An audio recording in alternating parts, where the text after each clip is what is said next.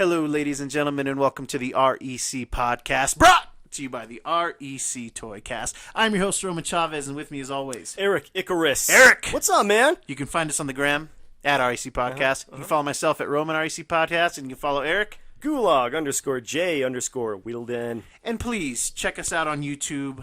Give us a subscribe. We would love to hear what you guys have to say. But subscribe to some content. There's no time like YouTube time. Or something like that. We didn't talk about that beforehand. I don't think you should say that. But yes, please give us a subscribe. It would really help out the show. How are you doing today, my friend? I'm doing good, man. How are you? Dude, I'm good. Yeah. You're doing really good. Yeah. My personal life's great. It's Father's Day weekend. That's right. I'm a father, so Yes, you I'm. are. You're a father to this podcast. I'm the father of this Yeah, I podcast. guess that makes me the mom. Or You're the other dad. You're the side piece of the podcast. I put you out there for people to see, but I'm not taking you home to mama. All right. Well, it's good we can get a little chuckle in because, the third or fourth or fifth, I don't know, so many shows in a row where we got to open up with some bad news. We talked about in the last podcast, Cameron Stewart, writer of Batgirl, had some allegations about grooming, which I get is a serious thing, but it just sounds I've never heard that as an adult. Right. And you do hear of I guess you would say pedophiles grooming children. Sure. Yeah. But of adult men grooming women, and obviously it does sound like something that happens, but you don't hear about it very often. Right. Is what I'm getting at. Totally. But and I said in the last show, is this going to be a floodgate? Are we going to get more of this? And a few days later, it's going, man. And the comic book industry is might be having their own version of the Me Too movement. Yeah. Writer Warren Ellis, yes, who is a writer that I really enjoy. I like his work a lot. He has some people coming out with some accusations about him. Right. I saw one article that said up to 50 people talking about it. Yeah, I don't know if that's hyperbole again, and these are allegations. Sure, I must say that, but yeah, man, just. So with same kind of thing, he was on the internet. Yeah, kind of just people in writing workshops and people trying to get trying to figure out how to get into the industry. Him shepherding them in, and then one post that I read was saying that she's I knew what was going on, but she's allowing things to happen, so she's not blameless, but it's just this weird thing. Well, she was a kid, so you really, you know what I mean? Well, young, late teens, early 20s, it felt like, but I'm not entirely sure. Right. Still, no excuse. I'm not trying to blur anything. Well, okay. And again, I have daughters, so I don't want right. And I don't want that to sound, if I didn't have daughters, I wouldn't care. But when you're on that side of it, when you can actually it's a different connect to it. It totally, just really man. is. It's different than you having, they're my kids and I know you love them, but it's a little different for you than it is for me, and Absolutely. so on. I just hope that anybody who's been doing the dirt and doing things they shouldn't be doing, you gotta. It's good that this stuff's coming out. Right. I'm hoping the allegations are founded in truth. It's not some type of because comedian Chris D'Elia had some things he's come on, out. he's going. He's on a hot seat right now too. He is, man. And these things happen like this, so that faucet's gonna run, and we'll see if the sink fills up or if it drains away. Right, so. and then again, even if these allegations aren't true, they're not coming back from this 100%. No. There's that stigma that's always going to be attached to them. The comic book guys will be able to come back easier just because nobody knows who they are outside of the industry. Yeah, the scene is a little different. Somebody like D'Elia may have some issues. Yeah, because what were you saying? He was his star was going. Yeah, his star was on the rise. It was near Dane Cookian levels of stardom. Take that as you will, but you guys remember we all listened to Tourgasm. Okay, we all listened to Tourgasm, and we all like the Snickers bit, and we all like the BK Lounge. Okay, but. And then in even sad news as a fan, sad news as we as film lovers. Ian Holm died. Yes, passed away at 88, I think. Yes, of obviously many films, but recently, Lord of the Rings has been his really kind of solidified him in the zeitgeist. Sure. I think. Yeah, totally. Because even though he's not in the movie that much, his old Bilbo Baggins. Like when somebody says Bilbo Baggins, I think of him before I think of what's his face from Sherlock. Oh yeah, I always forget his name, even though he's amazing though. Yeah, he's great. Yes, but yeah, I automatically always think of Ian Holm. It's sad, but older, and it's one of those things where we're seeing it. We've had these older actors, people that have been stalwarts. It's like, hey, if you throw in Ian Holm, he's gonna knock it out. That gravitas is gonna just be there a little bit more. Yes. It's gonna be more prevalent. And again, I'm not a huge fan of those Lord of the Ring movies. Sure, but I love him in it. Oh, dude, he's so good in it. He's amazing in it. So good in it. I'm not even going to try to butcher that really funny quote where he's talking about liking his relatives some, and I'm not even going to try. But it's an excellent quote, yeah, totally, and just delivered so well. Not my first interaction with Ian Holm, but probably my most memorable. Yeah, sure. Is from Fifth Element. Oh, really? As the father, Yeah, totally. He was so funny in there. Great physical comedy, a lot of stuttering. Yeah, totally. He was so good and at it again. Like was playing this ridiculous role, right, as a gentleman. Yeah, totally. Just like there's class sure. to this. There was slight buffoonery, and then he had some serious moments, like when he's telling the president of the world, oh or whatever, yeah, totally, of the Federation, or about like this is evil. Yeah. What if I told you this was concentrated evil, that you can't buy it? He doesn't care about. You just made me remember that scene. Yeah. That's a really good scene. He's so good, and we're talking about him, and I'm just now remembering that Gary Oldman's in the movie, and Gary Oldman's great as Jean-Baptiste Emmanuel Zorg, but Ian Holm. I love Fifth Element, y'all. You do. I love the Fifth Element. I'm not a fan of that movie. You're not a fan of that movie. I know. I Turn like off it. Your Okay. mic. Get out of my house. I know. Apparently, everybody in the crew loves this movie. Dude, I love that movie. And I feel like we've talked. I think you guys have blocked it out that I have said like I'm not that big of a fan of it. I'm remembering. It's okay. Now. It's okay. I'm remembering the betrayal. Yeah, I'm remembering it now. So, there's two movies where he really stands out. Okay. And one of them is in Alien. He plays Ash. Of course. And of course, man, that is my first memory of him. I mean, because that's one of the first movies I ever saw. I can remember. Not only is it creepy to have a severed robotic head. Spoilers if you've never seen Alien. To have a severed, they're not robots. They're cybernetic. Cyborgs. They're cyborgs, basically. Cybernetic organisms, synthetics. Yeah, synthetics. That's it. Yep. But the look on his face, covered in like the milky blood, and just like telling them, oh my god, it was what's the red circle in the Space Odyssey, or HAL. Mm-hmm. Yeah, it was like a living version of HAL. It gave you that same feeling. Big time. Yeah. Yes, absolutely. Yeah, it like conveyed that like coldness of just the red light on the black circle, but he conveyed it with his face. Yeah, and was emoting while being cold. Exactly. Oh, such a great scene. So good. Again, there's not that level, that caliber of actor. It's not around anymore, man. They are literally a dying breed, and it's kind of a bummer, man. It's not. Yeah, it's bummed me out more because like it's not that I forgot that he played that character, but obviously that's a great pull. Oh yeah, it's not where my head went. First movie memories is that. Jesus. And again, good job, Dennis. I was exposed to too many movies so young, I probably shouldn't have seen them. Another one, real quick, was From Hell. Sir William totally Hell. Great. And his spoilers, kids. From Hell. Yeah. 3, 2, 1. Great movie, adapted from a comic book, Alan Moore comic book. Yep. And it's basically about somebody hunting Jack the Ripper, right? More or less, yeah. And it gives you insight into who he might have been. Yes. And again, great graphic novel. Sure. I enjoyed the movie too, Yeah. much to a lot of people's disapproval. Yeah. A lot of people don't care for that movie, but. Again, his scenes, killer, fantastic. Right at the end, oh man, yeah. That's again emoting while not emoting. Dude, he played like that guy might. He might have some body somewhere. You know what I mean? Like, for real, he's so good at that. Like, it's convincing. Yes, on a different level where so. you're getting chills. Like, man, this guy's really into this. And what's even scarier about it is seeing him play that.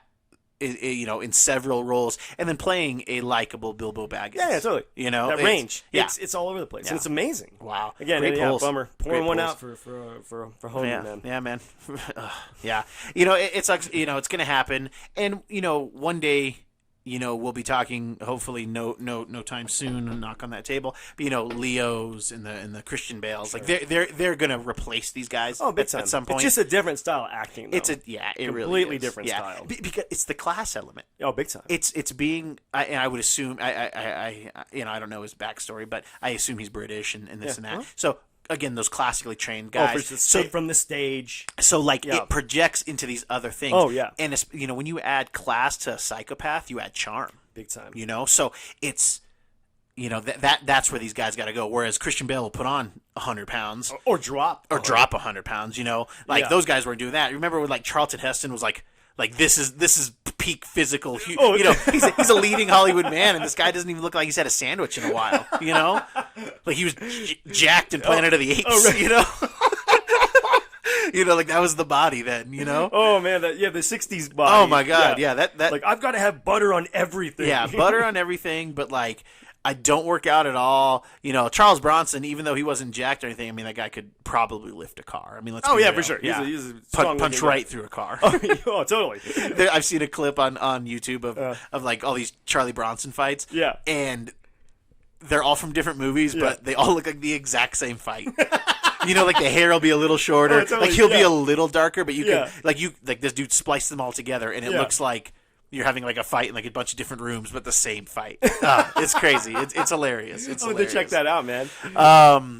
Do you like my hoodie? I do. Yeah, I was getting ready to ask you about that, man. I've never seen you wear that. What is? It's a nice bright orange hoodie. Did you go to jail? It does say inmate on the back. Hold on. Yeah, I did see. I was like, am I not privy to a story? So this is actually, it says Arkham Asylum. Oh, okay. For the criminally insane. It has, I believe this is the Joker's prison number. Oh, okay. So it's a really, really cool hoodie. I love it. Yeah, it's cool, man. And I wanted to wear a hoodie because last week I wore a black hoodie and it kind of didn't look great, We were a little blending into the chairs. So I wanted to wear something so that I obviously could pop out. Sure. And then I won't get shot if a hunter comes in, And if I do, it'll be his fault, not mine. Oh, okay? Exactly. I won't have it be my fault. I like that, man. But the reason you haven't seen me wear this hoodie, but I'm dressed like a hunter. Yeah, well, like a chic hunter, like you're a hipster that's like, I'm gonna try to make hunting a thing. All right, this is gonna be hunter chic. Okay, you're gonna have a little musk in there too. Anyway, you haven't seen me wear this hoodie before. I have not seen you wear that, dude. Because, I love this hoodie. I got it from the shop, man. I wore it everywhere. Well, my wife and I, a few years back, we went to a ski town. We went to a kind of nice, let's say a white ski town. Sure, yeah. And I was wearing this in the town. Dude, to tell you that I got approached less than 3 to 5 times, because people were nervous. People were nervous. The shop owner, we were in the and rightfully so. Christine's like, "Why are you wearing that?" I was like, "Why? It's cool." And and it was a big deal. I was like, "Oh, I'm sorry." yeah, dude. But I wouldn't think of anything of it either. Well, but it says inmate on the back. Yeah. But again, I don't know. It's just a different vibe up there. I had to explain to them that it's Arkham, that it's the Joker from Batman. Dude, they're on the phone with this guy escaped from Arkham. Yeah. Oh my god. I don't even know what it is. Oh my god, that would have been worth it just for that to happen. Just have that in the news that I got arrested because of my Aspen or something. Yeah, dude. And ever since then I've been a little edgy. And this was a couple years. This is years ago. This is before my first was born. So yeah. This is 6 years ago. Oh, jeez. And it's been a long time coming. Yeah. All right. And now I have a place where I can wear it, and and not feel too. I won't get shot by hunters. Nope. I won't be arrested. No. Or approached by nervous shop owners. Exactly. Exactly. Got some room to breathe in here. Yeah, you look comfy, man. Yeah, dude, I like it. And it's a little cool in the studio. So it is. Yeah, I like it though. Yeah. And you look great in the cold. So hey, man. Dude, I was thinking about Total Recall the other day, and I wanted to ask you about it. Okay. Are you a fan still?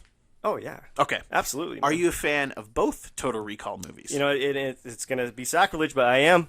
You are. Okay. I am indeed. And do you like one more than the other? They're not the same movie. They're not. Okay. They're not the same movie. And again, I am a huge fan of Philip K. Dick, the guy that wrote Android's Dream of Electric Sheep. Yeah. Oh, no. But that is Blade Runner. Blade Runner. Sorry. Yeah. I'm thinking of We Can Remember It for Wholesale. Yes. Is what Total Recall is based off of. Sorry. Woo! Oh, man. Almost lost your blade. Ooh, man. Yeah. Should we stop recording? Took away. Should we cut this out? No, we can't. We can't. Oh, no. God, we have to keep it honest. But no. I do feel the 2012 Colin Farrell one was a little closer to the book. Okay.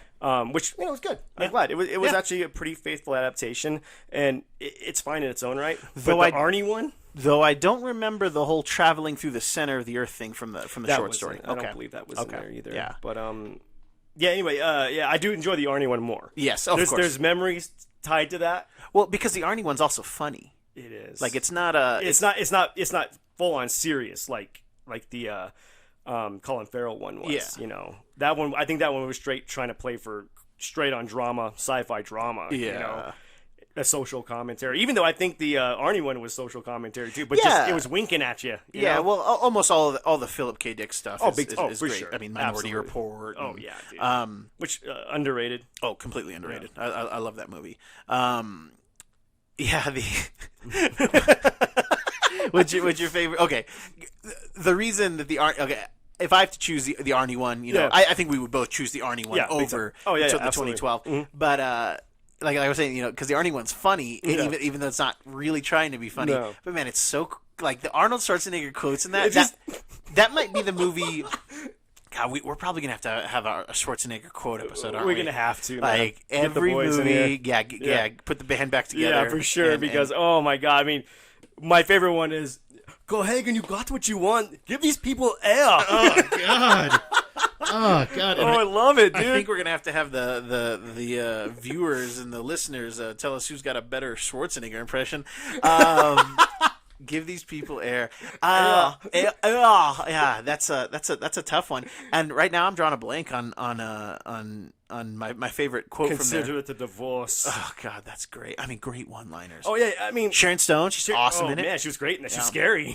And the Kate Beckinsale version of that. I mean, that just makes total sense. For sure. Yeah, it makes total sense. Yeah. I think the thing that doesn't get justice is who was the Hispanic chick in the original?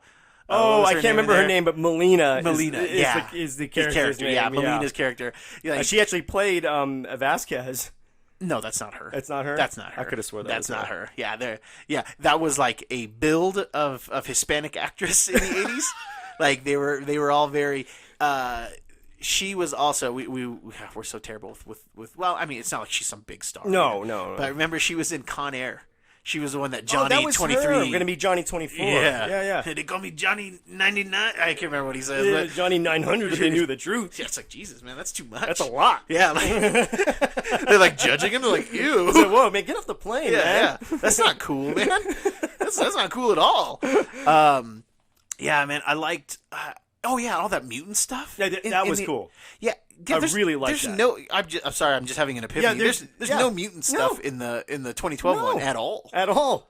They're just like poor people. Poor people. They're almost like the underlings in the people in Demolition Man. They're almost like those people. Yeah, exactly. The scraps. Yeah. Oh my God! I mean, everybody in Total Recall, the 1990 version, just had the cool names that Arnold would butcher. Oh, yeah. Like Cohagen. Cohagen. Richter. See you at the party, Richter. Because he's Hauser and he's also... Quaid. Quaid, that's right. And Quado. Oh, my God. Yeah. Dude. Oh, the 3-boob chick? Oh, yeah. Come on now. Dude, that was like the weirdest... Like, how confusing... That was the weirdest direction I ever got. How confusing was that as a kid? You know? Too confusing. Yeah, it was weird. I just thought all chicks had that. I was like, all right. Here we go. I mean, I remember as a teenager, like, okay, where's your third one? Yeah. You know this is... Yeah. Get out. Get out of here, you freak. Yeah, man, they're so bizarre. I kind of wish that they would have done You could have done the 2012 man as something else, and really not just change the names. But it still had a lot of the plot points with the secret agent stuff, the mind vacation kind of stuff, going to Mars. Even though they didn't necessarily go to Mars. No, they don't do. There's no Mars stuff. No Martians at all. But I do. Oh man, in the 2012 one, when has to like fight his way out of recall. Oh yeah, that was cool. That was so awesome. When I was at Comic-Con, before that movie came out, when they brought that to the panel, they had only been filming for a few weeks, and they brought that scene. Oh. Like that's what they brought to us. I mean, what a way to hook you guys, dude. Oh, seriously. And I like the movie. Now, I did too. It was kind of panned, big time, but it's not a bad film. And again, it's because you're comparing it to a classic. And I would have been like, man, this feels like that's kind of like a Total Recall setup. But other than going to that place, and I think that you could have just done something different there, just like not had it been. Maybe it's a pill or something. I mean, you could have done something else. Big time. Yeah. And you wouldn't have had to pay Philip K. Dick's estate. Exactly. You know what I mean? Exactly. That's the It move. probably would have been a pretty awesome own little sci-fi movie. Well, if they would have just did something different. But I think again, you're comparing it to this classic, yes. and you took all the fun out of it. You did. Yeah, because I don't remember any lines from there. I don't either. I remember the piano. I just remember really liking the actors and the action. Oh, yeah. Like that fight scene went through the center of the earth was fantastic. Oh, it was awesome. And Bill Nye. Yeah, Bill Nighy is just so good. Yeah, he just kills it. As Matthias. Yeah, which is not even in the in the Arnie one. In the Arnie one, I mean, yeah. It's like I said, it's just different movies. Yeah, completely different movies, man. And 2 weeks. Okay, that scene. I love that scene. Kids, if you've not watched the. I mean, was that an 80s movie? 1990. Okay. It was filmed in the turn of the 90s. Turn of the 90s. Yes. Oh man, yeah. If you've not watched that, like it's dated, but it is such a weird. The effects hold up. They oddly hold up. I mean, sci-fi they movie. look bad, but they look real. Right. If that makes any sense. It matches the aesthetic of the whole movie. Yeah. That's why I think it holds up. It wasn't trying to go for ultra real. Because it's so gritty, man. That's such a gritty movie. Like the I love fighting the way in that. Yeah. And then that's back before they used digital blood and they used squibs. Yeah. And I mean, there's a lot of squibs in there. Oh right? man, yeah. Yeah. It's a bummer that I think some movies just will never get made. Yeah. Because now they've seen they did it. They tried it with RoboCop. Yeah. Can't do it. I think didn't some even watch movies. That RoboCop. I didn't see it either. I didn't watch it. Like I don't know. Like I don't even have any desire to go back and watch the old RoboCop. Like I saw it when I was a kid. Right. It was way too graphic and awesome. Pretty gnarly. Yeah. But it was awesome. Like but it's not like Terminator where you can. Yeah, Terminator. Dude, I watch Terminator. We talk about it all the time on the show. Absolutely. Yeah, like they owe us money. Like we talk about Terminator so much. But it's weird because RoboCop doesn't resonate as much with me anyway. I mean, I love it. Don't get me wrong, I love the movie, but I go to T1 and T2 all the time. Dude, it doesn't. And you know what? What's even weirder? And you'll get this too. It's set in Detroit, which where your family comes from. Rock on. It's it's cool sci-fi. And Frank Miller basically created it. Oh, really? I don't know if he created it, but he wrote like the screenplays. Yeah, the concept. He probably gave the concept. Yeah. And I didn't know that. That's awesome. So like it's totally like in our vein, and I just don't care about it at all. Yeah. I don't care about it at all. And it's a decent movie. Again, just something about it doesn't resonate. It doesn't have the rewatch value for me. You know what I mean? No. Again, good practical effects. I don't even think I've ever seen the third one. I vaguely remember it, but so I'm gonna say I didn't see it either because I don't remember it. 2 is okay. Yeah, because two has like the crazy thing, right? Ed something. Yeah. I don't even remember. I mean, I remember Ed something. Yeah, totally. But, yeah. I don't know why I was I was having total recall about the movie, and it's just one of those things, and especially in this time where we're slower in news, like maybe, dude, there's people who listen to this show that are younger and just like I said, I had people who worked for me at the theater that when Jurassic World came out, they hadn't seen Jurassic Park. Do you know how like it hurt my feelings? Yeah, man. that they said that. Yeah. And that new version. I mean, it's dimed up. Colin Farrell, Jessica Biel. Yeah. Kate Beckinsale. And who's underrated, I think, as an actress, dude. She's pretty awesome. I think people like her, but I think they like her because she's hot, not because she's a decent actress. She is attractive and. She does get, I think, typecasted, but I mean, there's a couple movies where I think she was perfect in, like Underworld. I think she was perfect in that movie. Yeah, Celine's character in Underworld is one of my. I love strong female characters. Oh yeah, and yes, sure. Obviously, a sexy character, but she's like powerful. That's right. And they do a great job. And where a Atomic Blonde fails for me, I can fix it here because she's a vampire. Right, yeah. So totally, boom. Totally. Yeah, Just make Atomic Blonde a vampire and I'm in, guys. Or give Atomic Blonde a super soldier serum or Give something. her something. Yeah. Give her something. Then some of those realism things go out the window. Exactly. Yeah. And I know, guys, it's ridiculous to be caught up on that, but it's just one of those things. It's like probably in a movie where you see about a guitarist, and if the actor didn't learn how to play guitar, it probably drives you nuts. It really does. And for me, it's drums. If I see a drummer and it's like, oh, you're not actually doing this, right. It drives me nuts. And then fighting. And fighting too, yeah. Just because I watch so much fighting. Yeah, you know, you do. The only guy, there are people who watch more fights than I do, but I think I can have maybe a 10-minute conversation with Joe Rogan. I think I can go 10 minutes with Joe Rogan talking about fighting. That's awesome. Yeah, hey man, that's a long time. Yeah, I think so, but Joe's seen tens of thousands of fights. Oh yeah, yeah, probably. Oh, I don't think it'd be ridiculous. Oh, for sure. Are you a fan of the Underworld series?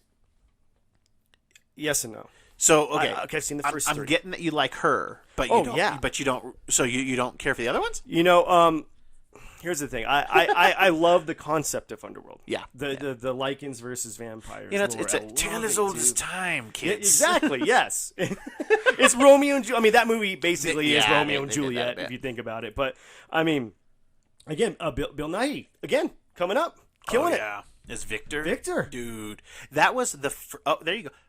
Weird how it just kind of. Wow, Bill Nighy and Kate Beckinsale. Yeah. Sorry. Bill Nighy, that was the first time that I realized who Bill Nighy was. Okay. I was just like, man, this guy is like killing it. Intense. He's so intense, so emaciated. He's just a skinny dude, but they did such a good job with him, and he just was so like the way he talks. The way he talks and carries himself. Yeah. Again, you say we see him as a skinny person. He is, but he looks like he could mess you up. Yeah, and I like how they do that in there. Like he's like basically like a king of the vampires. Oh yeah, for sure. And when he like grabs a lichen and like just like busts, kills it. Oh man, yeah. When the other ones are having trouble, like as soon as they turn into wolves, like these guys they're difficult to kill. Yeah. I think that was the only thing that kind of bummed me out a little bit about the movie is like, as soon as they likened out. Yeah. The vampires were no match for him. It kind of like, oh man. But again, I love the lore and I love some of the combat scenes were great. Yeah, I loved them. But yeah, it just the second one hit. It just wasn't as. It gets really convoluted. Yeah. And the third one hit with Lucien. Yeah, but dude, man, and I mean, talk about great actor. You know, oh god, what is his name though? From Frost Nixon. Gosh, I'm pull it up. Look up. I need that guy's name. I feel like I should know his name too because it's something. I feel like it's something. Yeah, it's something that you're like, oh yeah, it's obviously this. Yeah, but he was in an awesome show called Masters of Sex, which was great. Mm-hmm. Yeah, and he was married to Kate Beckinsale. Well, yeah. You didn't hear about this? Yeah, no, and then she marries the director, but then he still comes back for the third one. Yep, no, but she's not in it, so that's good. But they still remain friends. Yeah. It was like the most amicable Hollywood divorce you could ever think of. Yeah, it's crazy. Yeah, but his character is so good. I don't know. The lore's good, and it gets watered down as each one comes out. Oh yeah, the Kate Beckinsale always kills it, and the stuff that they Michael Sheen, thank you. The stuff that they add to it. Yeah, that they add to the tapestry of like the backstory is just so good. Like it fleshed out. There's 5 movies I think total. Right. I think there's 5. That's right. Yeah. And man, there's the actual like story of like I'd like to see more of like the first couple vampires. Totally. I thought that's what they were gonna do. And I mean, they started it, but then they kept going deeper into the future, and it started getting more ridiculous to go back. That's why I like Rise of the Lycans so much because you got way more some of that backstory. You got some more of that backstory, and I think it's funny how like all these really good actors just like keep coming back to this franchise. Oh, for sure. Like there are like a lot of these guys are if not real actors. they're B plus. They're 99. They're 89.99. They're the closest thing you can get to an A. Yeah, and they just keep coming back to this weird sci-fi thing. Yeah, I think it's just something that compels them. Like, okay, we gotta see this through. It makes me except for Scott Tug Speedman. Yeah, Scott Speedman. Tugger nuts. No, Scott Speedman. Yeah, he just like was too good for it after the second one. Oh yeah, because he's he's like a big part. I don't know. I don't know. He was the love interest. Yeah, he was Michael. He was the one that blended the two, right? Liking a vampire, right? Yeah, because he's really taking a liking to that vampire. There were 2 brothers of the Corvinus clan. One bit by bat, the other bit by wolf. Oh, we know the story. You don't know the story. So he was like deceased. All that stuff was cool. How like the lichens were like, hey, like we're gonna blend the species. Yeah. Like because we're gonna obliterate this class war nonsense. Yeah, because so it was like a caste system. Yeah, exactly. It was so interesting, and I like the way that Michael Sheen like tells a story. He's like, I didn't hold any ill will towards them. Yeah. He's like, I even took a vampire as my bride. Right. Yeah. But Daddy said no. And it's crazy because like, when the movie starts, you really think the werewolves are the villains. Oh, they do such a good job of that. They do so cool. I love that type of story. I'm watching She-Ra, the Princess of Power with my oldest. Yeah. They have a Netflix series. Oh yeah, totally. And there is that layer to it where She-Ra as Adora is the character. She is taken by the Horde, by Hordax people as a kid, and she's like that's what they do. They destroy the villages, they take the kids, and then they raise them like, oh, we're the Horde, we're the good guys, and then she gets kind of captured by the bad guys, right? And like it finds out that the Horde is the invading force. But she was raised inside the Horde, and so she's like, "Oh, we're here to like save you guys. You guys are fighting us." And it was, I don't know. I like that kind of story. Me too. I like how it twists the perspective. So again, like kind of what Captain Marvel did with the Skrulls. Very much so. Very much so. And I think they did a pretty good job with that. That's it's weird, and how it's like. It's weird. Why is it female leads for all of these these three stories we're talking about? Weird, yeah. We might have this might be a show. Yeah, this may bear more research. Yeah, for sure. Yeah, but like that's like the trope. Yeah. Yeah, it is weird. You just blew my mind, dude. And I'm like thinking that there might be a lot more stories. I think. I think we're gonna do our due diligence. Yeah. But yeah, I love that, and I mean they did it so well, and that was again probably that movie was the first time that I was now aware of this trope because I remember when it was like, oh, Victor killed my family. Yeah. What the? I was like, dang. Yeah, the father figure. Yeah. Is the villain, and. Oh, yeah. You know what? I think I've been really hard on it, but I do enjoy the first one. Yeah, the first one great. The first one is by far it sets up the sequels. It's Pirates of the Caribbean 1. It's you don't have to you could not do another movie. I didn't expect them to do more. I didn't either. I was like, you could, but they set it up pretty well, and I wanted it.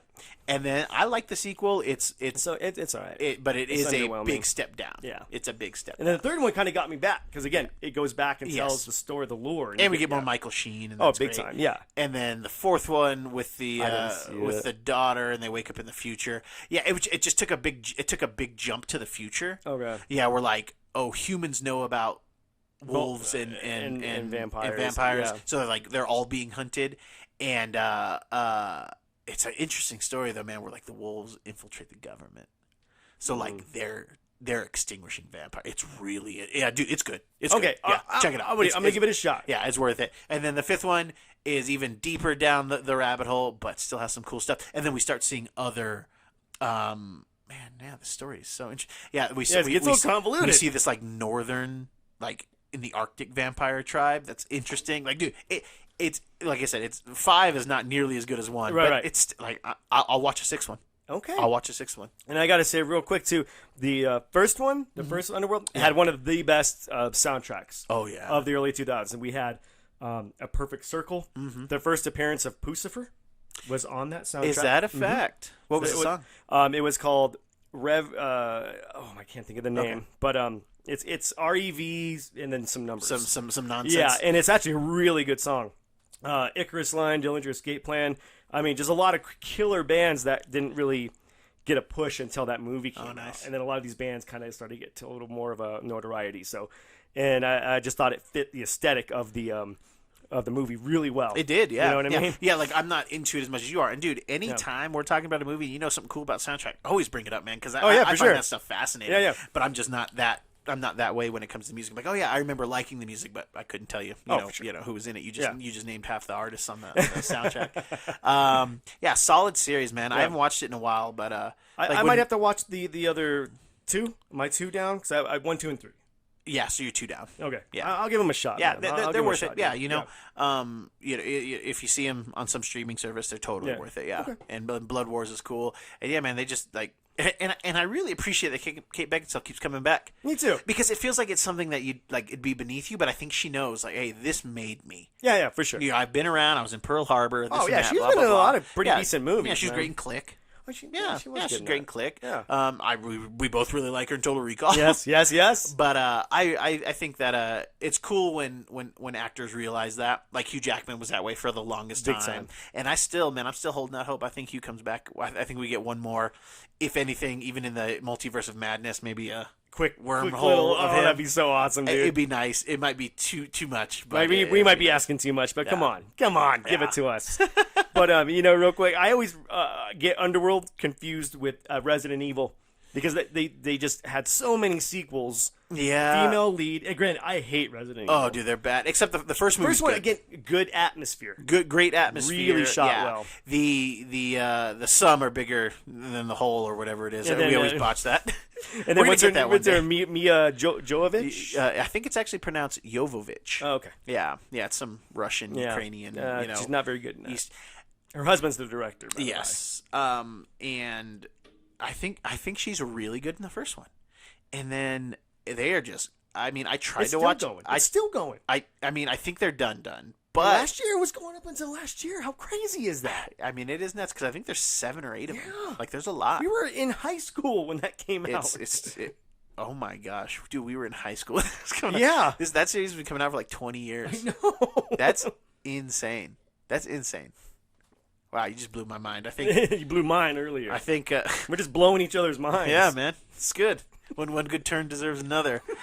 That's our show, kids. If you like what we're doing, please hit that subscribe button.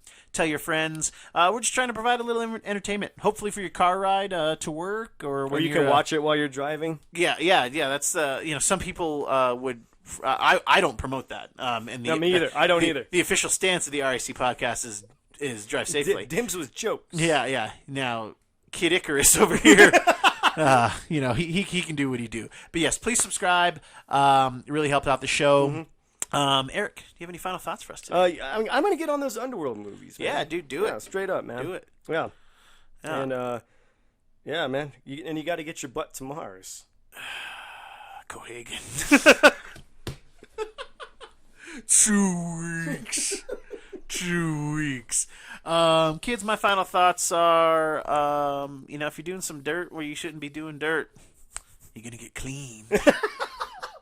Thank you so much for listening. I have been your host, Roman Chavez. I'm still Erik Icarus. And we will catch you on the next podcast.